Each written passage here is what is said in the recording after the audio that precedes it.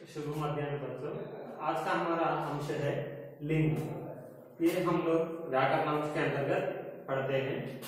तो यहाँ पर शार्ट में बताने की कोशिश करूंगा क्योंकि अगर ज्यादा हिंदी हो तो भेजने में तकलीफ हो रही है। देखिए, लिंग संज्ञा के जिस रूप से स्त्री या पुरुष का बोध होता है उसे लिंग कहते हैं। देखिए यहाँ पर ध्यान दीजिएगा, जो शब्द मतलब जो एक नाम है वह नाम स्त्री है या पुरुष है तो उसकी जानकारी देने वाला ही लिंग है।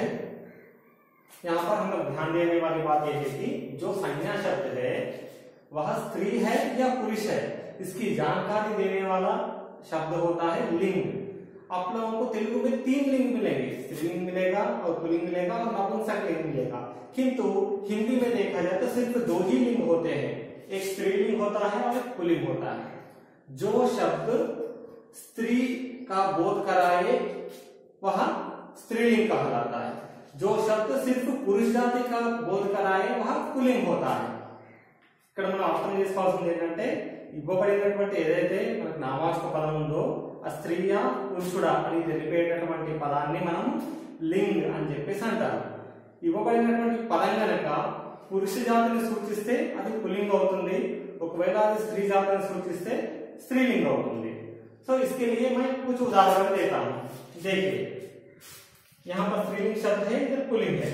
अध्यापिका, इसका पुल्लिंग रूप हो गया अध्यापक। अध्यापिका అంటే ఇక్కడ टीचर కానీ ఇక్కడ लेडी टीचर అన్నమాట, అంటే మేడం మనం అనుకోవచ్చు।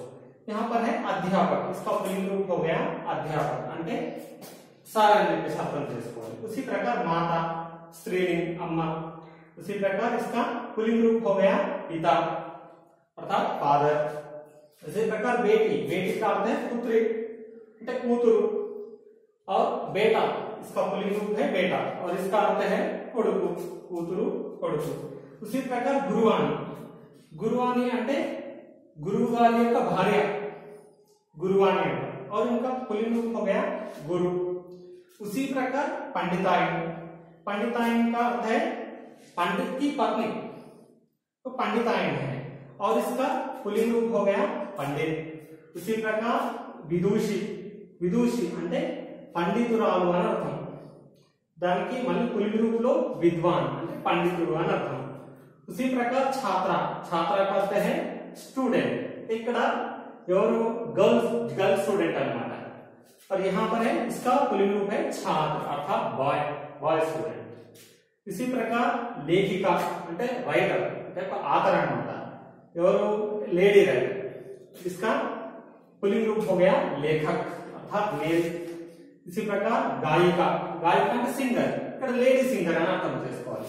इसका पुल्लिंग रूप हो गया गायक अर्थात मेल सिंगर। उसी प्रकार यह पत्नी अर्थात वाइफ और इसका पुल्लिंग रूप हो गया पति। उसी तरह यहाँ पर युवती, यहाँ स्त्रीलिंग शब्द है और इसका पुल्लिंग रूप है युवक। उसी प्रकार सेठानी, सेठानी అంటే ఒక సేట్, జనరల్ గా చూస్తుంటారు సేట్ అంటారు, సేట్ యొక్క భార్యని सेठानी అంటారు హిందీలో। यह स्त्रीलिंग रूप है, इसका पुल्लिंग रूप हो गया सेठ। उसी प्रकार जेठानी, जेठ। और यह विद्यार्थिनी, यह भी स्टूडेंट है, यहाँ पर गर्ल स्टूडेंट और इसका पुल्लिंग रूप हो गया विद्यार्थी। यह है श्रीमती और यह है श्रीमान। जब हम लोग किसी को संबोधित करते हैं अपने से बड़ों को, మనకంటే పెద్దవాళ్ళని మనము సంబోధించేటప్పుడు వాళ్ళ యొక్క వివాహమైనటువంటి ఒక మహిళ ఉన్నట్టయితే శ్రీమతి అని చెప్పేసి పిలుస్తుంటాం। అదే విధంగా ఒక పురుషుడు ఉన్నట్టయితే శ్రీమాన్ అని చెప్పేసి పిలుస్తుంటాం। तो इस प्रकार के अन्य कई उदाहरण है, आप लोग भी थोड़े उदाहरण गैदर कीजिए और लिख करके यही व्हाट्सएप ग्रुप में लगा दीजिए। और एक अंश को लेकर के मैं फिर से एक वीडियो बनाऊंगा। धन्यवाद।